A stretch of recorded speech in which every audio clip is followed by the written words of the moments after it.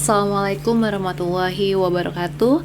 Halo sahabat sharing on me. Hari ini kita akan share materi tentang nabzah. Semoga bermanfaat.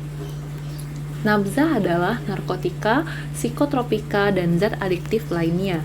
Narkotika adalah zat atau obat yang berasal dari tanaman atau bukan tanaman, baik sintetis maupun semi-sintetis, yang dapat menyebabkan penurunan atau perubahan kesadaran, hilangnya rasa, mengurangi sampai menghilangkan rasa nyeri, dan dapat menimbulkan ketergantungan. Jadi intinya narkotika adalah obat-obat yang sifatnya menurunkan, entah itu menurunkan kesadaran, entah itu menurunkan rasa atau menurunkan rasa nyeri yang efeknya ketergantungan. Sedangkan psikotropika itu memiliki khasiat psikoaktif, dia lebih ke menyebabkan perubahan khas pada aktivitas normal dan perilaku. Zat adiktif itu zat yang berpengaruh psikoaktif di luar narkotika dan psikotropika dan dapat menyebabkan kecanduan, contohnya alkohol, nikotin, kafein. Nah, narkotika itu dibagi menjadi 3 golongan. Golongan pertama, golongan kedua, dan golongan ketiga. Golongan pertama itu hanya dapat digunakan untuk pengembangan ilmu pengetahuan, tidak boleh untuk terapi. Yang termasuk dalam golongan pertama itu ada opium, ganja, dan metamfetamin. Nah, golongan kedua narkotika itu bisa digunakan sebagai terapi, tapi sebagai pilihan terakhir. Yang termasuk dalam golongan kedua adalah morfin dan petidin. Seperti yang kita ketahui, morfin sering digunakan untuk menghilangkan nyeri pada pasien-pasien terminal atau bisa juga digunakan untuk anestesi. Nah, golongan ketiga itu berkhasiat untuk pengobatan dan memiliki potensi ringan. Contohnya adalah kodein, sering kita temuin di dalam obat-obat batuk ya teman-teman.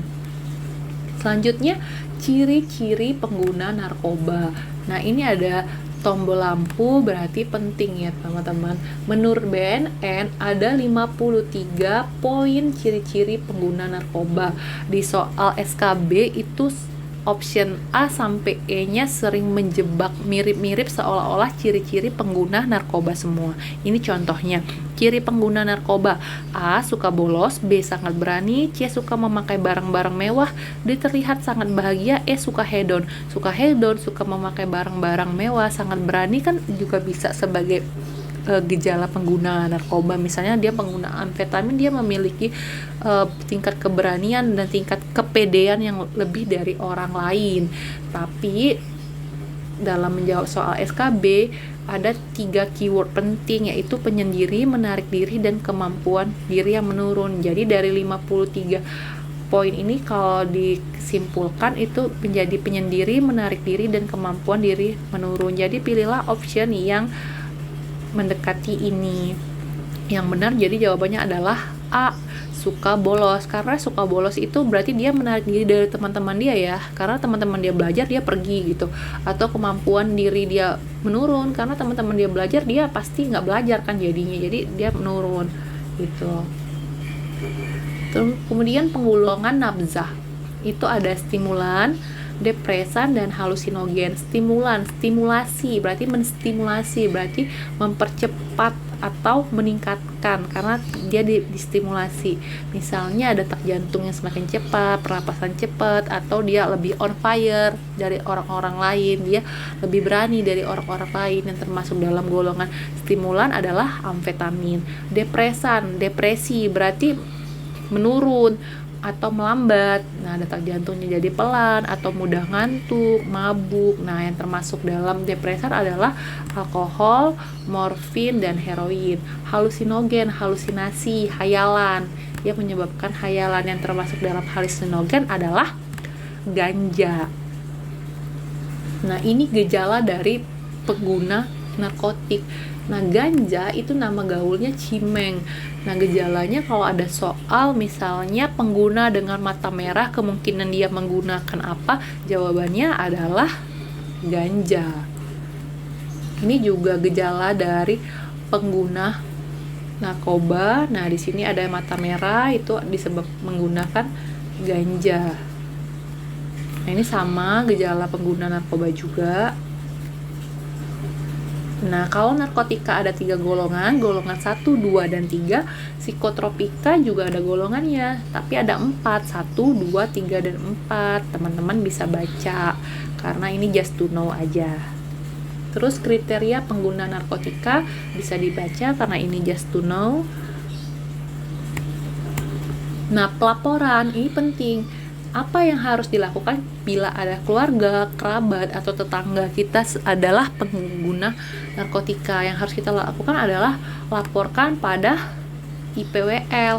Apa itu IPWL? IPWL adalah institusi penerima wajib lapor. Siapa yang termasuk dalam IPWL? Nah, menurut Undang-Undang Nomor 35 Tahun 2009 Pasal 55, yang termasuk dalam IPWL itu adalah pusat kesehatan masyarakat, rumah sakit, dan atau lembaga rehab medis dan rehab sosial. Jadi kita melapornya ke puskesmas, rumah sakit, lembaga rehab medis, dan rehabilitasi sosial. Rehabilitasi. Nah, proses rehabilitasi itu yang pertama adalah penjangkauan atau pencandunya dia datang dengan sendiri atau dibawa keluarga. Habis itu asesmen, pemeriksaan.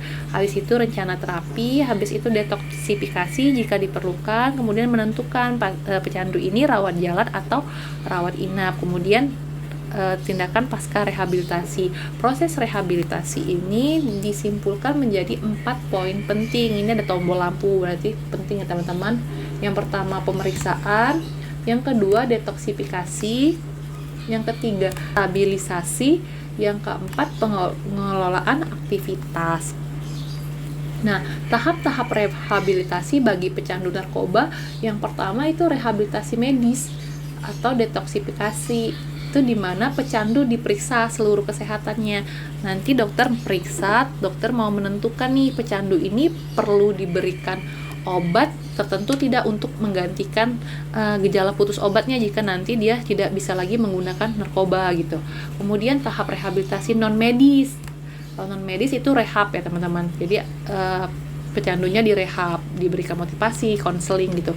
Kalau tahap bina lanjut after care itu setelah diberikan rehab medis, rehab non medis, udah selesai semuanya, dia udah lepas dari narkoba, tapi dia harus tetap diberikan kegiatan sesuai minat dan bakat. Jadi dia bisa kembali ke masyarakat itu. Dan metode di Indonesia itu terdapat beberapa metode terapi dan rehabilitasi yang digunakan. Yang pertama itu ada metode cold turkey. Apa itu? Itu adalah mengurung pecandu. Jadi pecandunya dikurung, tidak diberikan obat apapun. Nah, jadi nanti dia terbiasa sendiri tanpa obat gitu. Kemudian ada metode alternatif, kemudian ada terapi substitusi opioid. Ini digunakan untuk pecandu yang ketergantungan heroin gitu. Diganti dengan obat lain, bisa dengan metadon, naltrexone gitu ya teman-teman. Kemudian therapeutic community. Ini nanti bisa dibaca aja. Kemudian ada metode 12 langkah. Ini metode 12 langkahnya. Penanganan. Ini just to know aja. Yang penting kita melapor ke IPWL. Pencegahan. Nah, ini upaya dan strategi pencegahan penggunaan narkoba. Ada 3, pencegahan primer, sekunder, dan tersier. Nah, penggunaan primer itu intinya untuk orang atau daerah yang belum terkena narkoba. Misalnya di sekolah-sekolah kita berikan promosi kesehatan berupa penyuluhan, edukasi tentang bahaya narkoba, atau kita pasang nih media di jalan biar masyarakat melihat tentang bahaya narkoba, atau kita berikan pendidikan, pengetahuan-pengetahuan tentang narkoba. Nah, kalau pencegahan sekunder itu untuk yang sudah menggunakan tapi masih coba-coba. Jadi ibaratnya newbie di narkoba gitu. Jadi udah coba tapi dia baru, atau sudah menunjukkan potensi untuk menggunakan. Misalnya suatu daerah nih kita dengar di sana banyak yang menggunakan. Nah, takutnya nanti anak keturunan juga tetap menggunakan, maka kita deteksi dini, kita anak-anaknya. Kemudian kita berikan konseling edukasi, kita berikan pengertian untuk memilih yang baik yang mana gitu.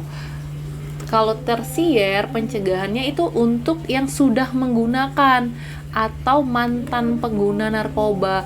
Jadi kalau yang untuk menggunakan, kita berikan rehab dalam bentuk konseling dan bimbingan sosial.